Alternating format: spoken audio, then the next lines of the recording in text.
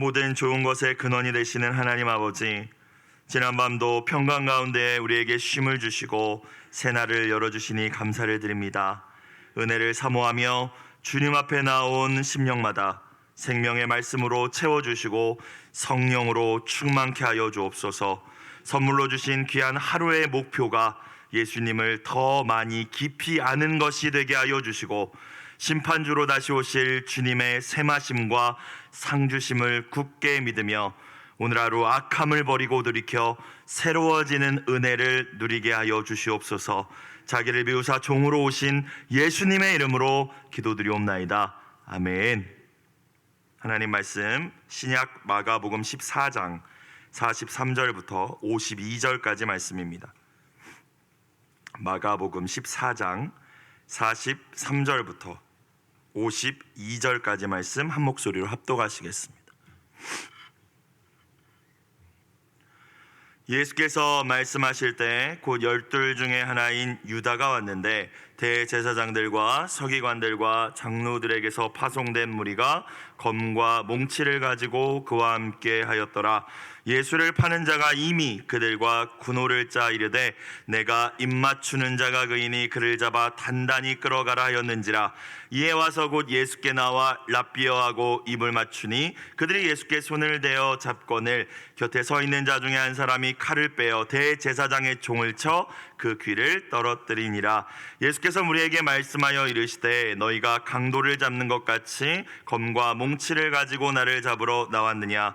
내가 날마다 너희와 함께 성전에 있으면서 가르쳤으되 너희가 나를 잡지 아니하였도다. 그러나 이는 성경을 이루려 함이니라 하시더라. 제자들이 다 예수를 버리고 도망하니라. 한 청년이 벗은 몸에 배 호디부를 두르고 예수를 따라가다가 무리에게 잡힘에 배 호디부를 버리고 벗은 몸으로 도망하니라. 아멘. 고난주간 화요일입니다. 여러분은 이 한 주간 예수님을 더 깊이 알기 위해서, 또 우리 예수님의 사랑에 더 머물기 위해서 여러분 무슨 결단들을 하셨습니까? 우리가 즐겨하던 것들, 좋아하는 일들을 잠시 내려놓고 순간순간 주님을 사랑한다고 더 많이 고백할 수 있는 이 한 주간이 되시길 주님의 이름으로 축원합니다. 십자가를 지시기 전 예수님의 마지막 일주일에 관하여서 여러분은 얼마나 알고 계십니까? 주일, 종려주일, 스가랴 예언의 말씀대로 새끼 나귀를 타고 겸손의 왕으로 예수님이 예루살렘에 입성하십니다. 사람들은 정치적인 메시아를 기대하며 호산나라고 외쳤죠. 월요일에 예수님께서는 강도의 소굴이 되어버린 성전에 들어가셔서 장사하는 자들을 내어 쫓으시고 성전을 깨끗이 하셨습니다. 그리고 이 일로 인하여서 이제 종교 지도자들과의 갈등과 대립이 본격화되기 시작했죠. 화요일은 논쟁의 날이라고도 부릅니다. 바리새인, 사두개인, 서기관, 헤롯 당까지 합세하여서 예수님을 책잡기 위하여서 계속 공격하였습니다. 하지만 하나님의 지혜이신 예수님께서는 휘둘리지 않으십니다. 오히려 바리새인과 서기관들의 외식을 고발하셨죠. 수요일에 예수님을 죽이려는 종교 지도자들의 이제 음모가 본격화되기 시작했습니다. 예수님의 12 제자 가운데 하나인 유다는 은 30으로 이제 예수님을 넘기기로 종교 지도자들과 약속을 하죠. 그리고 이와 대조적으로 한 여인이 예수님께 나와서 매우 비싼 향유옥합을 깨뜨려 예수님의 장례를 준비합니다. 그리고 이제 목요일, 제자들과 마지막 유월절 식사를 나누신 자리입니다. 성만찬을 제정하셨고요. 요한복음 말씀을 보니까 그 식사 자리에서 가룟 유다를 포함한 모든 제자의 발을 씻겨 주십니다. 그리고 유다는 예수님께 빵 한 조각을 받아들고 그 자리를 떠나죠. 아마 대부분의 제자들은 유다가 자리를 떠난 것을 아마 유월절을 맞이해서 가난한 자들을 구제할 물품 사러 가나 보다 라고 생각했을 거예요. 만찬 이후에 예수님께서는 11명의 남겨진 제자들에게 세 계명을 주십니다. 서로 사랑하라. 그리고 이 11명의 제자들과 함께 이제 감람산으로 가시죠. 그곳에서 베드로와 요한과 야고보 3명을 데리고 더 깊이 들어가신 이후에 함께 깨어있기를 그들에게 부탁하십니다. 그리고 돌 던질 만큼 거리로 더 들어가셔서 우리가 잘 아는 말씀처럼 땀방울이 핏방울이 되도록 간절히 기도하십니다. 이것이 어제 큐티 말씀이었죠. 하나님의 아들이셨지만 또한 완전한 인간이셨기 때문에 십자가의 죽음을 앞둔 예수님의 마음은 괴로우셨을 거예요. 그래서 하나님 아버지 앞에 몸부림치면서 기도하십니다. 순종하기 위하여 기도하십니다. 저와 여러분은 이 새벽 무엇을 위하여 기도하시기 위해 이 자리에 나오셨습니까? 하나님의 뜻에 순종하기 위해서 몸부림치며 기도하시기 위하여 나오셨습니까? 아니면 내 기대와 내 소원을 하나님께 들어달라고 떼를 쓰기 위하여 나오셨습니까? 예수님은 엄청난 육체적 고통과 수치와 죽음에 대한 두려움도 있으셨겠지만 더 큰 두려움은 이제 모든 인류의 죄를 대신 자기 몸에 짊어지심으로 말미암아 태초부터 영원전부터 한순간도 아버지와 성부 하나님과 분리된 적이 없으셨던 예수님께서 이제 하나님과 분리될 것이라는, 하나님과의 관계가 깨어질 것이라는, 버림받게 될 것이라는 그 상상할 수조차 없는 영적 고통으로 괴로워하셨을 것입니다. 패션 오브 크라이스트라는 영화를 보면은 그 겟세마네 동산에서 기도하시는 예수님 주변에 사탄이 계속 어슬렁거립니다. 너는 도대체 누구냐? 네가 이 일을 할 수 있을 것 같으냐? 계속 유혹하고 계속 시험하죠. 예수님은 아버지 하실 수 있거든 이 잔을 내게서 옮겨주시옵소서. 인간 예수의 연약함이 드러나지만 결국 그 기도 가운데 마무리 결론이 어떻게 됩니까? 우리가 잘 아는 것처럼 그러나 나의 원대로 하지 마시고 아버지의 원대로 하시옵소서. 사랑하는 여러분, 우리의 모든 기도의 마무리와 우리의 모든 결론이, 우리가 내린 길과 선택이 예수님의 기도의 결론이 되기를 이 아침 주님의 이름으로 축원합니다. 목사님이 소개해 주셨던 푸코의 기도죠, 그렇죠? 내어드리는 기도입니다. 아버지의 뜻이 무엇이든지 간에 순종하겠습니다. 순종하기 위하여 몸부림치는 겁니다. 순종하기 위하여 땀 흘려 기도하고 순종하기 위하여 그 땀방울이 핏방울이 될 때까지 기도하는 것이죠. 그렇게 온 힘을 다하여서 탈진할 정도로 예수님께서 3번 기도하시는 동안 중간중간 제자들에게 오셔서 잠든 것을 보시고 시험에 들지 않게 깨어 기도하라 말씀하셨지만 제자들은 피곤함을 이기지 못하고 깊이 잠들어 있었습니다. 육체적인 피곤함도 있었을 것이고 또 예수님께서 기대하던 혁명 일으키시는 것이 아니라 자꾸 이상한 행동을 하시고 자꾸 종교 지도자들과 싸우시고 해서 염려와 두려움으로도 이들이 지쳐 있었을 거예요. 사랑하는 여러분, 우리 마음의 고백과 다짐하는 말도 중요하지만 그것만으로 우리 예수님을 따를 수 있는 것이 아닙니다. 하나님의 뜻대로 산다는 것은 그 자체가 치열한 영적 전투라는 사실을 이 아침 다시 한번 깨닫는 저와 여러분이 되시기를 축복합니다. 기도의 자리를 사수하지 않는다면 여러분 그 누구도 하나님의 뜻에 순종할 수 없을 겁니다. 온전히 하나님을 신뢰하고 그 뜻에 순복할 수 있는 힘을 달라고, 순종할 수 있는 힘을 달라고 저와 여러분은 날마다 기도해야 합니다. 말만 앞세우는 것이 아니라 예수님처럼 간절히 기도하면서 순종하는 제자가 되기를 원한다고 이 아침 강구할 수 있는 여러분의 귀한 기도의 시간이 되시기를 축원합니다.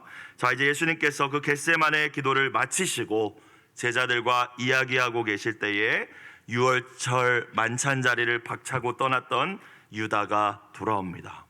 이제는 배신자의 모습으로 돌아왔죠. 43절 예수께서 말씀하실 때 곧 12 중에 하나인 유다가 왔는데 대제사장들과 서기관들과 장로들에게서 파송된 무리가, 자, 종교 지도자들이 예수님 잡아오라고 유다와 함께 이제 사람들을 보냈는데 성전 수비대 군인들과 또 요한복음을 보면 로마 병사들까지 섞여 있었던 것 같습니다. 아마 도와달라고 요청을 했겠죠. 우리가 죄인 한 명을 잡으러 갔는데 가야 되는데 우리 성전 수비대만으로는 부족할 것 같으니까 이제 병사들을 이렇게 빌려달라고, 그래서 이제 많은 군인들이 예수님을 잡으러 왔습니다. 유다가 앞잡이가 돼서 왔어요. 검과 몽치를 가지고 유다와 함께 하였더라. 유다는 예수님께서 분명히 능력 많으신 분이심을 알고 있었습니다. 예수님을 잡으려 할 때에 분명히 예수님이 저항할 것이라고 예상했을 거예요. 그래서 최대한 무장을 하고 예수님을 잡으러 갔던 것 같아요. 또 11명의 제자가 혹여나 또 예수님을 지키기 위하여 무력 충돌이 일어날 것들도 대비했을 것입니다.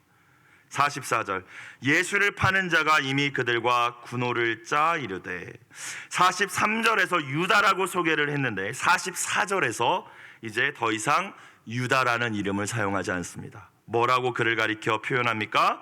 예수를 파는 자가. 여러분, 유다라는 이름은 하나님을 찬양하라입니다. 근데 이제 더 이상 그의 이름대로 살지 못하고 그의 인생은 예수를 파는 자가 되어버렸습니다. 마치 하나님을 찬양했던 천사 루시엘이 타락하여 루시퍼 사탄이 됐듯이 하나님을 찬양하라고 그의 부모가 지어줬던 유다는 예수를 파는 자, 하나님을 배반한 자가 되었죠. 그리고 우리가 다 아는 것처럼 그의 인생은 회개 없이 끝나버립니다. 사도행전에서 사도 베드로는 이 유다를 가리켜서 예수를 잡는 자들의 길잡이라고 소개합니다. 그게 그의 인생의 마지막 평가가 된 것이죠. 마태복음 26장에 보니까요, 예수님께서 유다를 가리켜서 그는 태어나지 아니하였더라면 저에게 좋을 뻔하였느니라 라고 말씀하셨습니다. 쟤 저렇게 나 팔아먹을 거니까 안 태어났으면 좋겠다라는 말씀이 아니라 저에게 좋을 뻔하였다라고 예수님 말씀하신 거예요. 뭐예요? 회개하지 않고 멸망의 길을 고집하는 인생은 나지 않는 편이 낫는데, 왜냐하면 이 땅의 삶이 끝이 아니라 영원한 심판이 있기 때문인 줄로 믿습니다. 3년 반 동안 예수님께서 수많은 가르침을 주셨고, 또 유다는 여러 기적들을 목격하고 경험하고 자신도 제자 공동체에서 그 기적을 행해 본 적도 있었을 겁니다. 회개의 기회 또한 수없이 주셨을 거예요. 유다의 발을 씻으시면서, 유다에게도 떡을 떼 주시면서, 또 너희 중에 한 사람이 나를 팔리라 말씀하시면서 계속해서 그러면 안 된다, 돌이켜야 한다, 그 길은 죽는 길이다 말씀하셨지만 유다는 끝까지 돌이키지 않죠. 심지어 예수님께서 정죄되심을 보고 나서도, 은 30을 종교 지도자들에게 던지고 나서도 그저 자책하고 후회하며 죄책감에 괴로워할 뿐 회개하지 않았습니다. 하나님, 저를 불쌍히 여겨 주옵소서. 저는 죄인입니다. 제가 죄 없으신 분을 배신하여서 죽도록 했습니다 라는 한마디의 고백이 그에겐 없었습니다.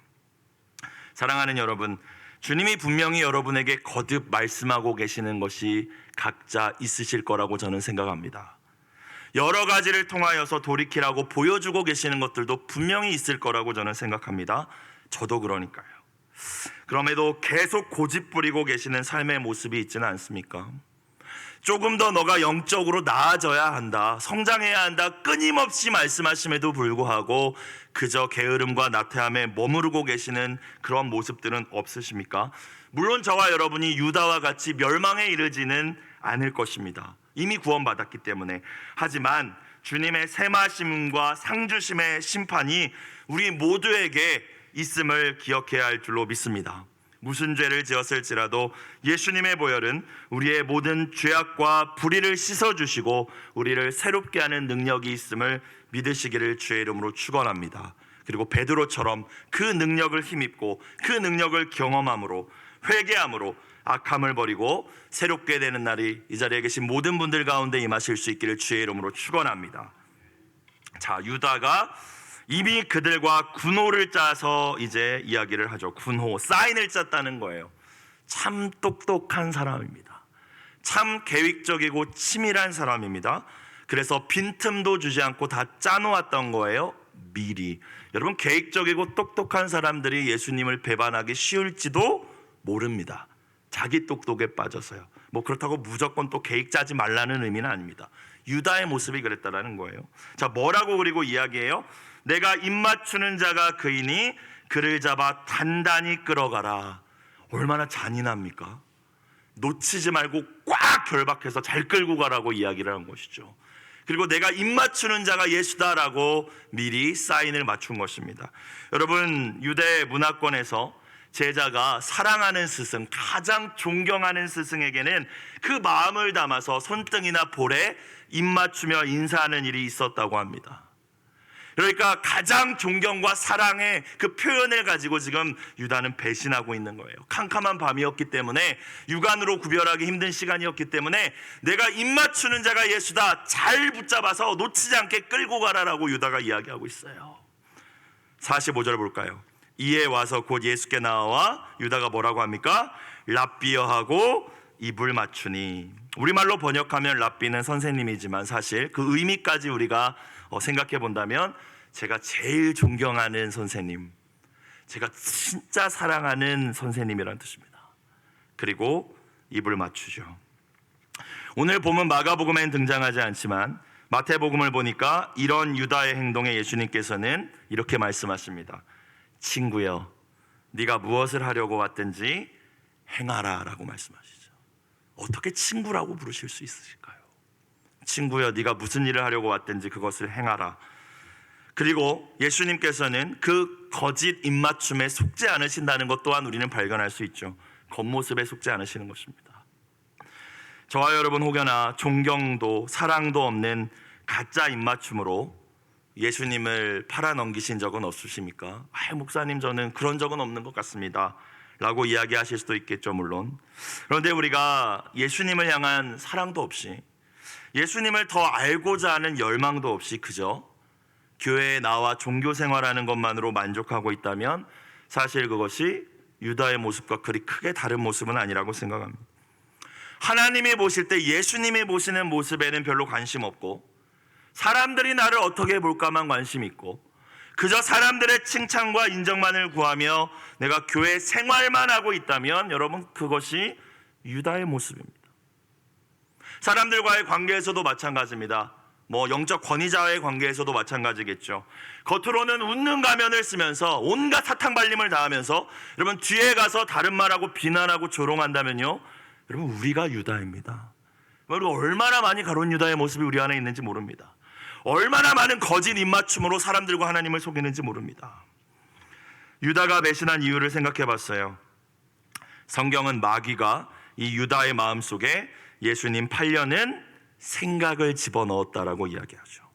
그러니까 결국 유다는 자신의 생각을 지키지 못했기 때문에, 마음을 못 지켰기 때문에 결국 배신자로 그의 인생을 마감할 수밖에 없었던 것인데, 그렇다면 주님을 3년 반 동안이나 따라다녔던 이 유다가 왜 마음 못 지켰을까? 그 질문을 다시 던져봐야 됩니다. 마귀가 생각을 넣어줄 그 틈을 무엇을 주었을까? 세 가지를 제가 생각을 해봤는데요. 첫 번째는 예수님 모습이 내 기대와 달랐기 때문입니다. 그러니까 실족한 거죠. 여러분, 신앙생활하는데 내 기대대로 이루어지지 않습니다. 내 마음대로 이루어지지 않습니다. 처음 예수 믿기 시작했을 때는 쉽게 간단한 기도 응답이 많을 수 있지만 내 원하는 대로. 그런데 우리가 잘하면 잘할수록 예수님 우리에게 성숙을 요구하시기 때문에 때로는 우리를 연단시키시고 훈련시키시고 기도 응답도 나의 기대와 전혀 다른 방향으로 끌고 가실 때가 있죠.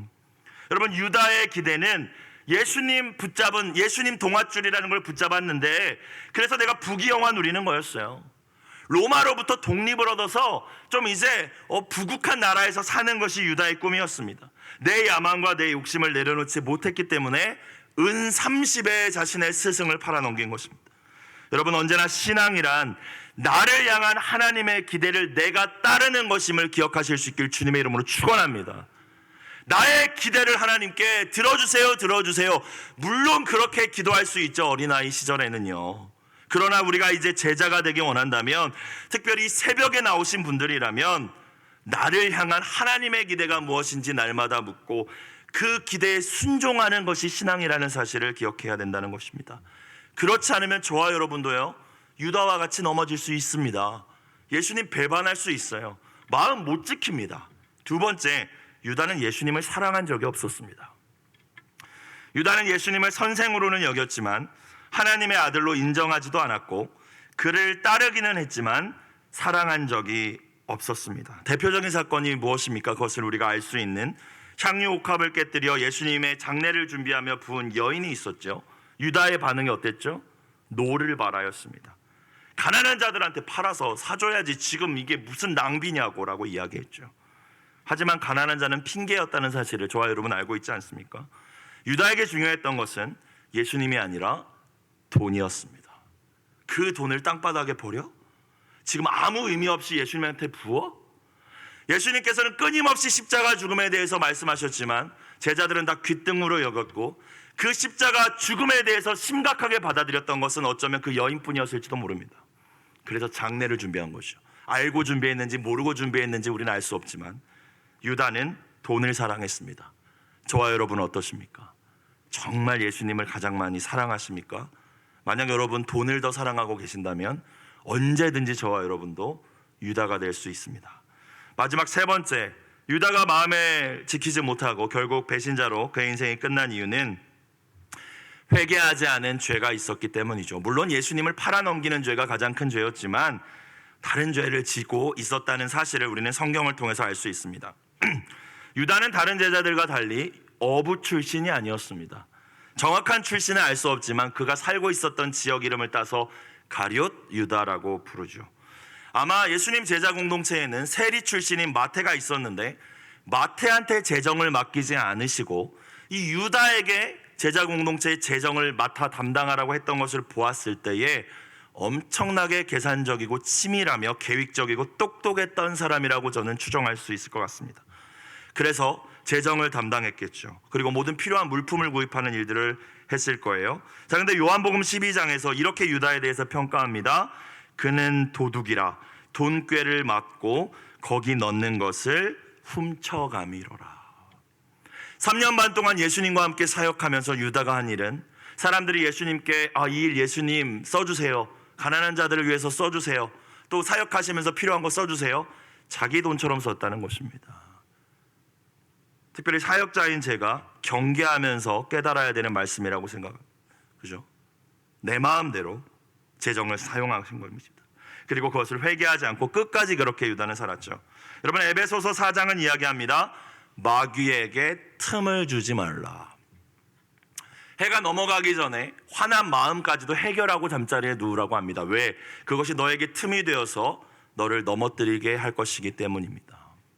여러분, 유다는 끝까지 회개하지 않은 죄를 가지고 마귀에게 틈을 주었고 그의 마음을 지키지 못했습니다. 사랑하는 여러분, 습관적인 죄를 끊어내지 못하면서 계속 하나님이 다 이해하실 거야, 십자가의 보혈로 다 씻어주실 거야, 맞는 말이죠 물론.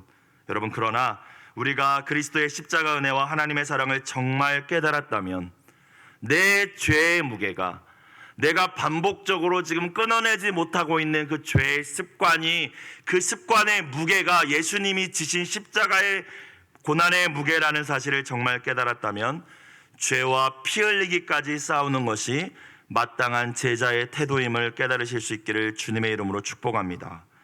언제나 해가 지기 전에 그날의 악함을 버리고 돌이키실 수 있는 저와 여러분이 되시길 주의 이름으로 다시 한번 축원합니다.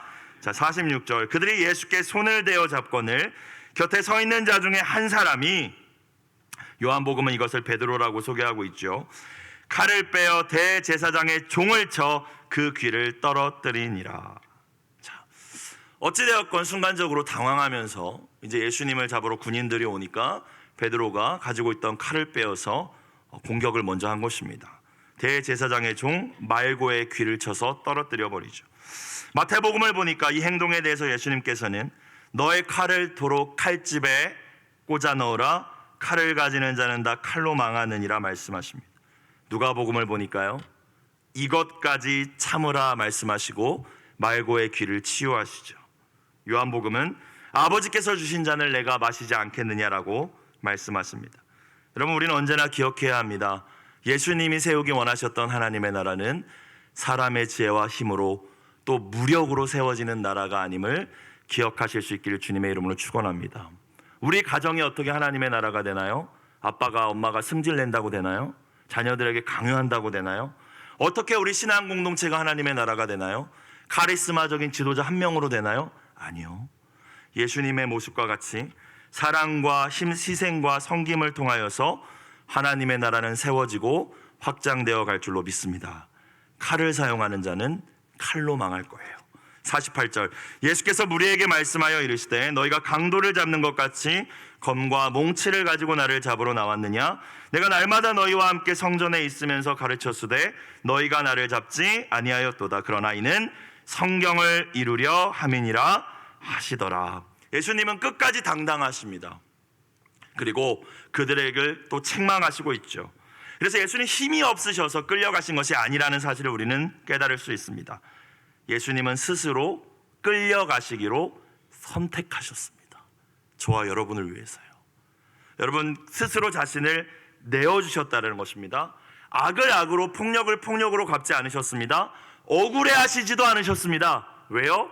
저와 여러분 때문에요. 여러분, 저와 여러분 무엇이 그렇게 많이 억울하십니까? 뭐가 그렇게 악에 받쳐 계셔서 어떻게든 갚아줘야지라고 부득부득 이빨을 갈고 계시나요?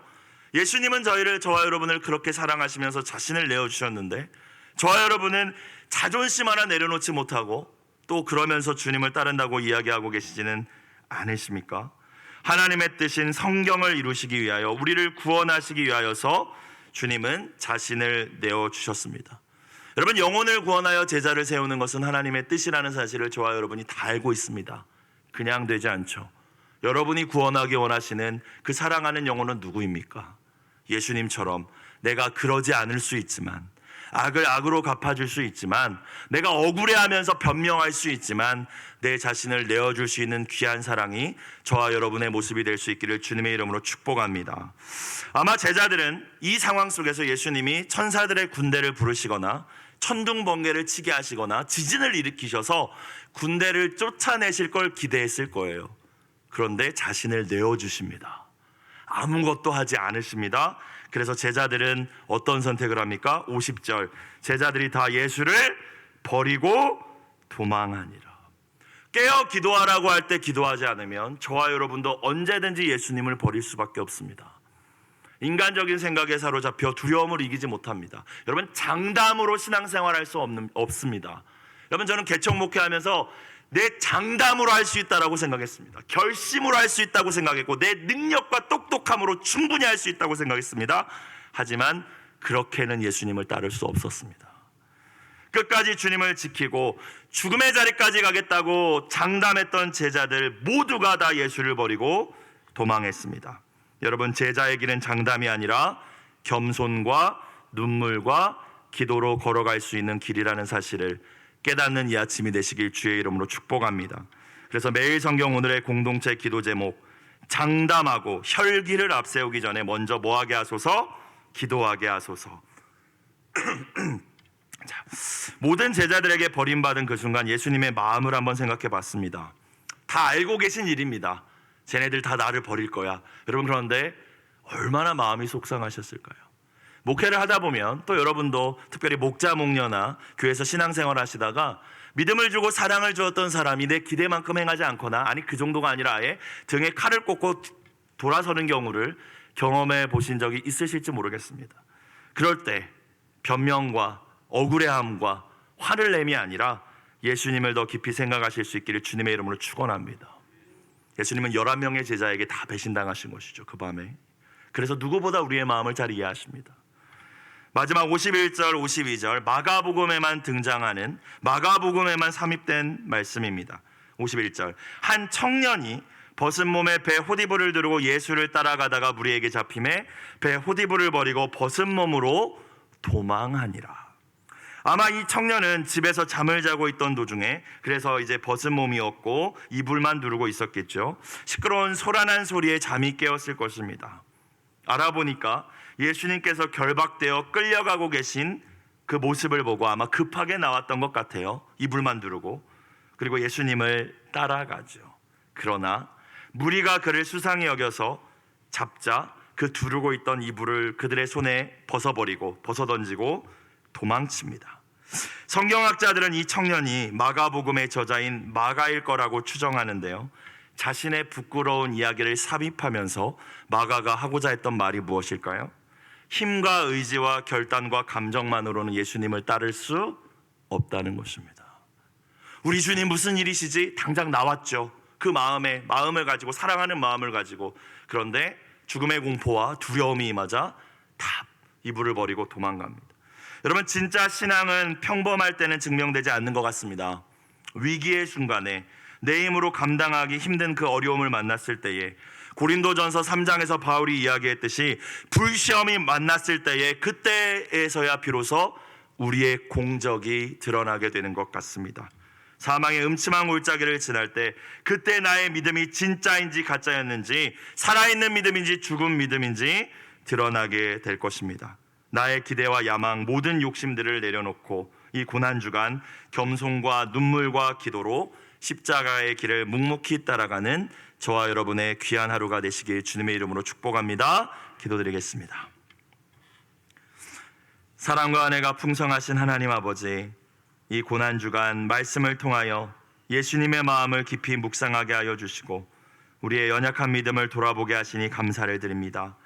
예수님을 따르기 원한다고, 주님은 나의 모든 것이라고 입술로 고백하며 여전히 내 야망만을 쫓고 있는 우리의 모습이 결국 유다의 모습임을 깨닫게 하여 주시옵소서. 아버지의 뜻이시라면 우리가 가진 모든 것들, 생명까지도 내어드릴 수 있는 하나님을 향한 온전한 신뢰와 사랑이 우리 안에 자라나게 하여 주시옵소서. 우리를 살리시기 위하여 하나님이시기를 포기하신 예수님의 이름으로 기도드리옵나이다. 아멘. 주기도